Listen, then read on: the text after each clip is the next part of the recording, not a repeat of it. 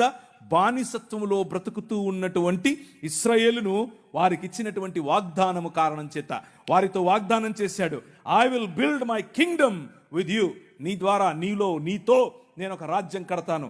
Let my people go, నా పిల్లలను పంపించు, నా జ్యేష్ఠ కుమారుని పంపించు అని అంటే ఫరో అన్నాడు, లేదు అట్లా పంపిస్తాను, నేను రాజు అని అన్నాడు. నువ్వు రాజా చూస్తూగానే, నువ్వు రాజా లెక్క పెట్టుకో అని అన్నాడు.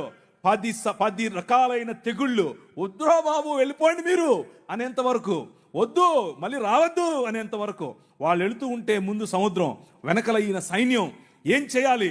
గద్దరెక్కల మీద మోసుకొని పోయినట్లు వాళ్ళను మోసుకొని వచ్చాడు నీ రాజు. నీ తీసుకుని వచ్చిన రాజు ఆయన, నేను నీ భర్తని, నేను నీ ప్రియుణ్ణి, నేను నీ తండ్రిని, నేను నీ కాపరిని అని చెప్తూ ఉంటే, నేను నీ రాజును అని చెప్తూ ఉంటే, లేదులే నువ్వు కాదు, మాకు కనిపించే రాజు కావాలి అని చెప్పి మళ్ళీ ఆదాము చేసిన తప్పు కారణంగా వచ్చినటువంటి ఈ పాపభారాన్ని దానికి సొల్యూషన్గా ఎన్నుకున్నటువంటి ఈ ఇశ్రాయేలు వారితో చేసినటువంటి కవనెంట్, వారితో చేసినటువంటి నిబంధనను మర్చిపోయి ఆయనను తృణీకరించారు. తృణీకరించిన కారణం చేత మీరు చస్తారు అని చెప్పాడు.